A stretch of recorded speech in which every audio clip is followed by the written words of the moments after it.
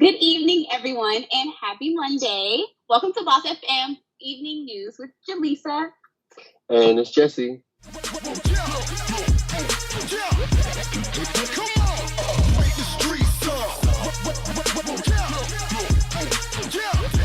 Yes, let's get into it.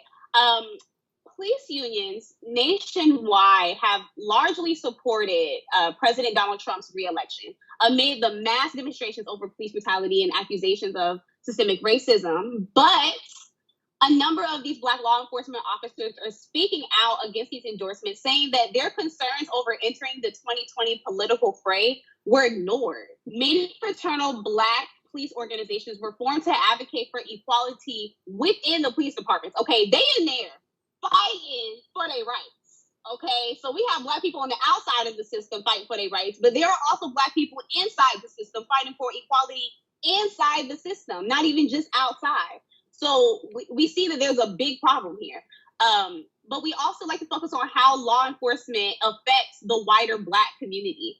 There have often been tensions between minority organizations and larger unions, like in August, when the National Association of Black Law Enforcement Officers, they issued a letter condemning the use of deadly force, police misconduct, and abuse of communities of color. Rochelle Bailad, that's how I like to say her name, Bailad. She says that we are members of this union, and if they don't take into consideration our feelings about Donald Trump, then they don't care about us, which means that they don't care about our dues. Bailad, she was elected Philadelphia's first Black female sheriff last year, and she spoke at a news conference early October with other Black law enforcement groups in Philadelphia to condemn Trump's endorsements, and the process they say have been ignored. Their concerns have been ignored over what they perceive to be racist remarks, support for white supremacist group, and a lack of respect for women from Trump. This is some serious stuff. Like, we're learning that not only are we out here protesting in the streets, like there are Black people in the system, in the law enforcement system, that are also fighting for their rights as well. Paramount Picture Studios came out on headlines Sunday night, not because of the movies, but because there was a suspected shootout out in the front gate of the studio lot. So Fullerton Police Department was called on the scene, and one of the officers used a taser for the suspect, who was barricading himself for 2 hours inside the building, and then later was taken to the hospital after being shot. The suspect ran onto the lot and barricaded himself inside one of the buildings, where he stayed there for 2 hours. LAPD officers were called onto the scene to help out after the suspect took out a knife, and LAPD officers went into the building and took the suspect into custody. The name of the suspect has not been released during the briefing, and LAPD said that the suspect is facing criminal charges, and an investigation is currently being condoned into the LAPD's use of less lethal force and the shooting that was involved with the officer. Google Startup was created by Google in 2011 to partner with local startup businesses. But in June, they created the Black Founders Fund to help Black businesses and Black entrepreneurs as a part of its commitment to racial equality. One of them is Aaron Fender. Okay, he's one of the founders of the Atlanta-based Portrait Coffee Shop. Portrait Coffee received $50,000 from Google out of the $2.3 million funded for the Black businesses. Fender's company is one out of 35 Black Georgian tech companies that will be funded by Google Startup. According to the Griot, Aaron says that he's trying to change the perception of coffee shops, which are often seen as European themed, exclusive to young white people. With Portrait, Fender asks, why isn't there a good coffee company that caters to Black people in a way that says Black people not only like coffee, but we love coffee? Everyone likes coffee. Sticking to the feel-good news, recycled shipping containers are a cheaper alternative and faster way to provide homes for homeless families and veterans, as well as other people who are going through a tough time during this pandemic. Flyaway Homes, which is a nonprofit organization, aims to finding solutions to the homeless crisis.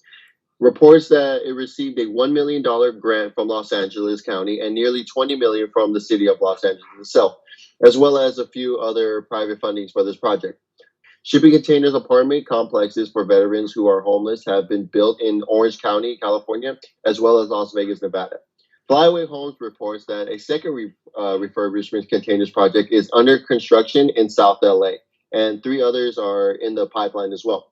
Flyaway Homes Chief Operating Officer Kevin Haria says that other shipping containers units are rising throughout the country and the world, including parts from what I remember in Detroit, Washington, D.C., and Puerto Rico.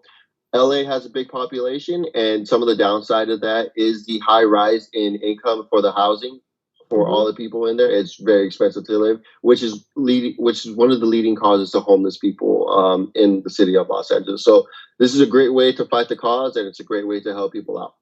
I love that. That's amazing. And I didn't even realize how containers can be turned into houses, and then it's amazing. I love it. Don't you have somebody on your mind, by the way?